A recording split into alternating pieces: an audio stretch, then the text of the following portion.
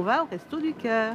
Si Françoise est joyeuse, c'est que les bénévoles des restos lui ont permis de résoudre quelques-uns de ses problèmes. Quand j'ai fait l'inscription, ils ont vu que j'avais quand même pas mal de soucis.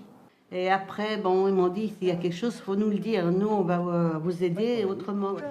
C'est ce qu'elle a fait, ben, tout est là-dedans. Hein. D'accord, merci. On s'est rendu compte très vite que ses ressources étaient très faibles et elle ne savait pas qu'elle pouvait bénéficier d'une aide pour payer sa mutuelle complémentaire.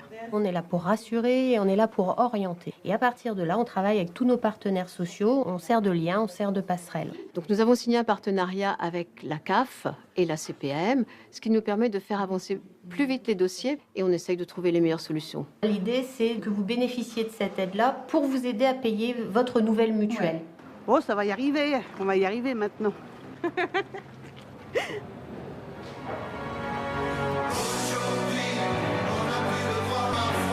Bonjour monsieur. Bonjour madame. Ce matin, Sophie a rendez-vous au resto avec Michel pour faire une demande de microcrédit de 4 000 € remboursable en 60 mois. Alors pour le projet, donc, c'est l'achat d'une voiture. Oui, et j'ai d'ailleurs repéré un véhicule qui me conviendrait tout à fait.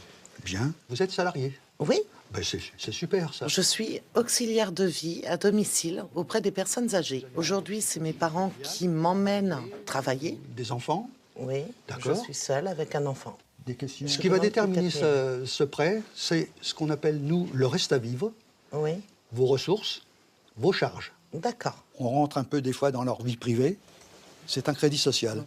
Nous sommes que des accompagnants, nous ne sommes pas des prêteurs. Les renseignements que vous venez de me donner, ça reste entre nous. On nous annonce quand est-ce qu'on Alors ça va me demander possibilité. environ une quinzaine de jours. D'accord. Aujourd'hui, je veux m'en sortir, je veux pouvoir sortir la tête de l'eau. Dès que j'ai reçu le feu vert. Ici, on restaure des ordinateurs destinés au centre des restos de 40 départements. Annick est salariée en contrat aidé. Elle a le projet de devenir animatrice multimédia. Là, il a les 4 Go de RAM, le disque dur et prêt à être installé. D'accord. Moi, je suis arrivée au Restorgy après une longue période de chômage. Quand on est au chômage, on a tendance à s'enfermer, à se replier sur nous-mêmes, donc on reste isolé. Ici, on a retrouvé la motivation, on a été encadré par des sociopros. Ton numéro qui est là, tu dois le retrouver ici, ça doit être exactement le même. Les salariés du chantier d'insertion sont là exactement pour reprendre des habitudes, des réflexes au travail. Voilà. Respecter les consignes de travail, les horaires. Tout le monde fait 26 heures par semaine, donc on a tout le vendredi pour aller en recherche d'emploi.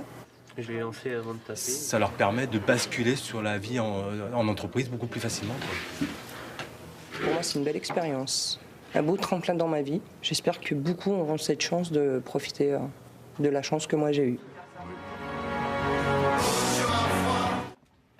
Ce centre des restos a créé des cours de français pour permettre aux personnes accueillies de gagner en autonomie et en confiance en soi. On essaie de cibler sur tous les thèmes qui sont nécessaires pour elles, pour leur faciliter la vie. Maintenant, on va tout seul pour faire les papiers. Je suis un docteur, un avocat, je peux parler le français. Une fois, je suis allée avec un groupe à la poste. Nous avons testé des automates, nous avons demandé des renseignements aux guichetiers, et ça leur a bien plu. On a créé des outils, des jeux éducatifs, ludiques, qui nous servent de support.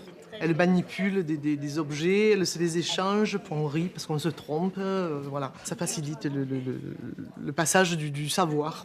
Ce qui est très important, c'est ce gain de confiance en elles. J'ai dit, mes enfants, qu'est-ce que j'ai fait?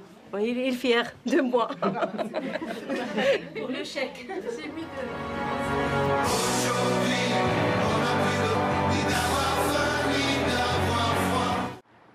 Pierrette est coiffeuse. Avec une équipe de bénévoles, elle a monté un vrai salon de coiffure au sein de son centre des Restos du Cœur.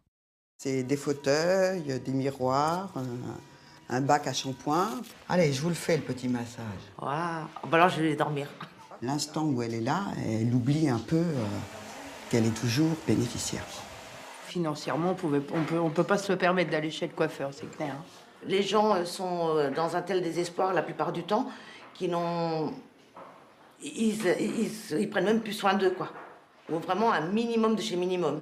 La cliente, quand elle arrive, voilà, elle n'a pas pris soin d'elle pendant je sais pas combien de temps avec ses cheveux, quoi. Puis tout d'un coup, elle a une meilleure image dans la glace. Et ça, c'est important, parce que ça peut effectivement relancer l'envie de faire quelque chose, quoi.